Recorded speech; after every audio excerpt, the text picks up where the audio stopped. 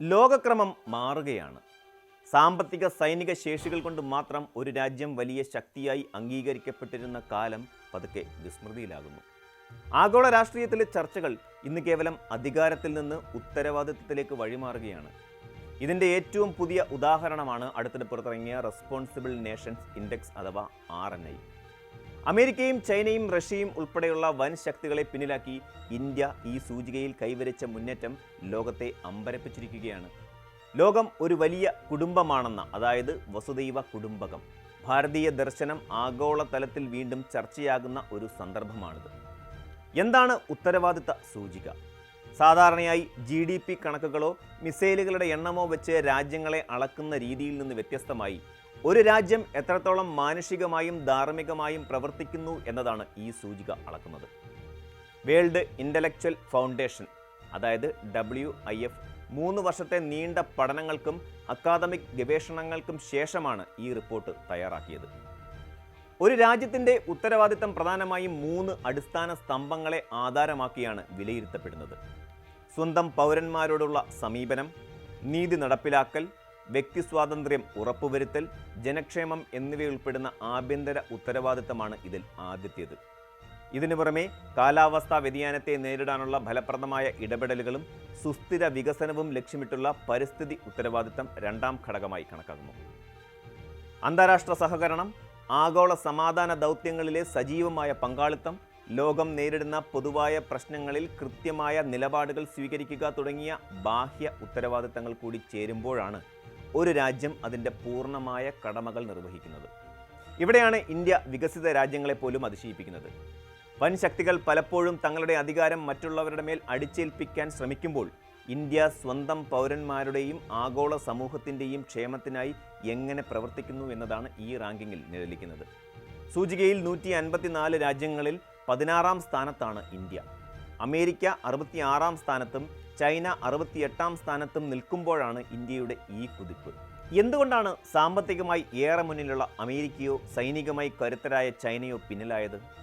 ഇതിനുത്തരം ഈ രാജ്യങ്ങളുടെ global conduct അഥവാ ആഗോള പെരുമാറ്റ രീതിയിലാണ്. അമേരിക്ക പലപ്പോഴും തങ്ങളുടെ താൽപ്പര്യങ്ങൾ സംരക്ഷിക്കാൻ സൈനിക ഇടപെടലുകൾ നടത്തുന്നതായും ചൈന സാമ്പത്തിക കടക്കണികളിലൂടെ മറ്റു രാജ്യങ്ങളെ സമ്മർദ്ദത്തിലാക്കുന്നതായും വിമർശനങ്ങളുണ്ട്. എന്നാൽ ഇന്ത്യയുടെ പാത വ്യത്യസ്തമാണ്. കോവിഡ് കാലത്ത് വാക്സിൻ മൈത്രിയിലൂടെ ലോകത്തിന് മരുന്നുകൾ എത്തിച്ചതും UN സമാധാന സേനയിലേക്ക് ഏറ്റവും കൂടുതൽ സൈനികരെ അയക്കുന്ന രാജ്യങ്ങളിൽ ഒന്നായി തുടരുന്നതും ഇന്ത്യയുടെ ഉത്തരവാദിത്ത ബോധത്തിന് തെളിവാണ്. പരിസ്ഥിതി സംരക്ഷണത്തിൻ്റെ കാര്യത്തിൽ വികസ്വര രാജ്യമെന്ന നിലയിലുള്ള വെല്ലുവിളികൾ ഉണ്ടെങ്കിലും ഇന്റർനാഷണൽ സോളാർ അലയൻസ് പോലെയുള്ള പദ്ധതികളിലൂടെ പുനരുപയോഗ ഊർജ്ജത്തിലേക്ക് മാറാൻ ഇന്ത്യ നടത്തുന്ന ശ്രമങ്ങൾ ആഗോളതലത്തിൽ അംഗീകരിക്കപ്പെട്ടു.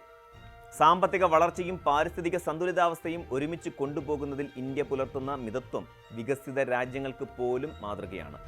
ഇത് യുദ്ധത്തിൻ്റെ യുഗമല്ല എന്ന പ്രധാനമന്ത്രിയുടെ ആഹ്വാനം ആഗോള നയതന്ത്രത്തിൽ വലിയ തരംഗമുണ്ടാക്കിയിരിക്കുന്നു.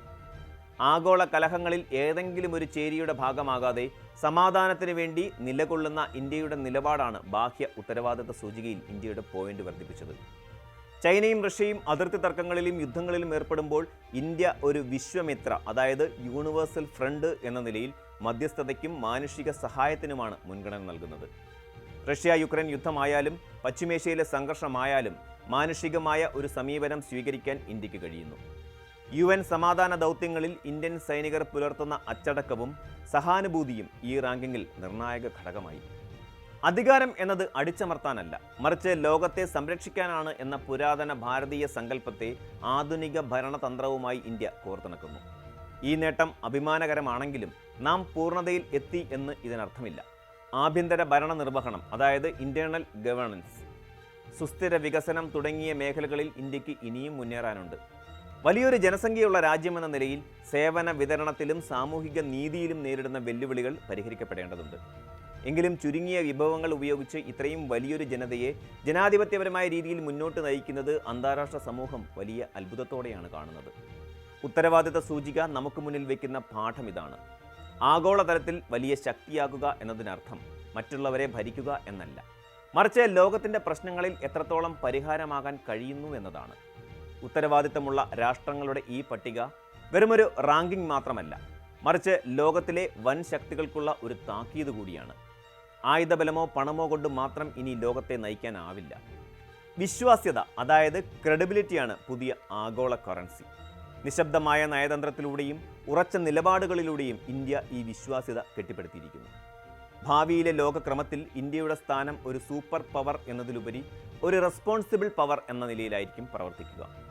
ഇത് ലോകത്തിന് കൂടുതൽ സമാധാനവും സുരക്ഷയും നൽകുന്ന ഒരു മാറ്റമാണ്. നാം നമ്മുടെ വളർച്ചയിൽ മാത്രം ശ്രദ്ധിക്കാതെ ലോകത്തെ കൂടെ ചേർത്ത് പിടിക്കുമ്പോൾ വിശ്വഗുരു എന്ന സ്ഥാനം ഇന്ത്യക്ക് സ്വാഭാവികമായും വന്നു ചേരും. കൂടുതൽ വാർത്തകൾക്ക് News 18 Keralam YouTube channel subscribe ചെയ്യുക.